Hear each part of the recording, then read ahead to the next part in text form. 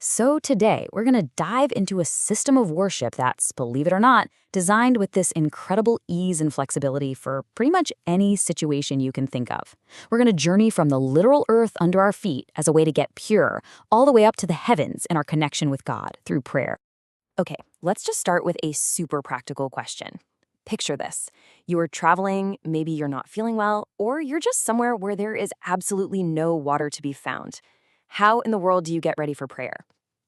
Well, the answer reveals this beautiful mercy that's built right into the fabric of the faith. So, here's what we've got on the agenda. We'll kick things off with the problem of having no water, and then uncover the really cool earthy solution.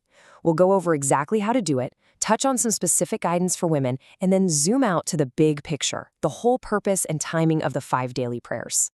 Right, so when water is off the table, there's this amazing alternative called tayammum, or dry ablution. And, it's not just some backup plan. It's seen as a direct gift from God, a blessing that literally turns the ground we walk on into a source of purity. Pretty profound when you think about it. So what is it exactly? Well, tayammum is the intentional act of using a pure, earthy substance, we're talking soil, dust, even stone, to purify yourself. It brings to mind what the Prophet Muhammad, peace be upon him, said, "The whole earth has been made a mosque for us, and its dust has been made a purifier." Now, this isn't something you can just do whenever you feel like it.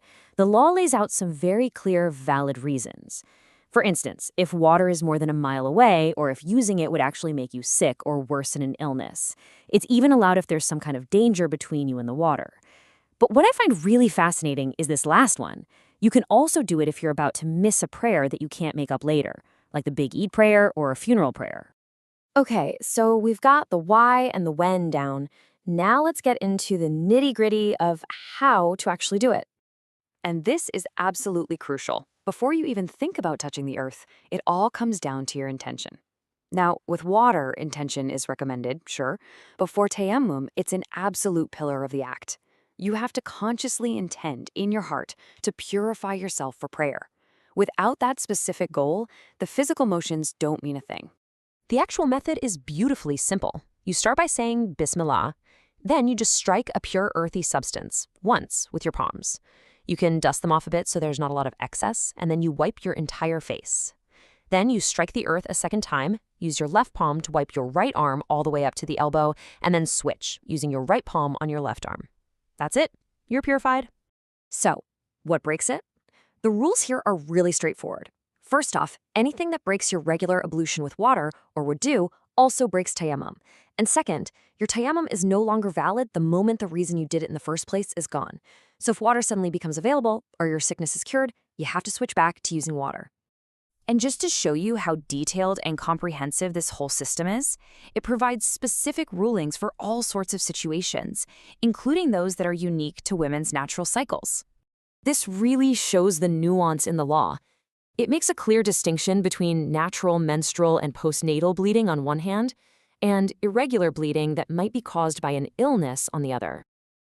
During the natural cycles, prayer and fasting are paused. But, and this is a huge act of mercy, only the missed fasts have to be made up later, not the prayers. But for irregular bleeding, a woman is actually considered legally pure. She must pray and fast. She just has to perform a fresh ablution for each prayer time. All right, so once we're physically purified, we're ready for the main event. We're moving from the preparation to the absolute greatest form of worship, that direct line of connection between a person and their Lord, the prayer, or Salah.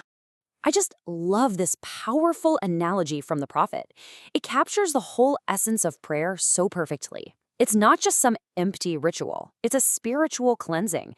It's like a chance to wash away all the grime and stress of the day, leaving you feeling fresh and renewed 5 separate times.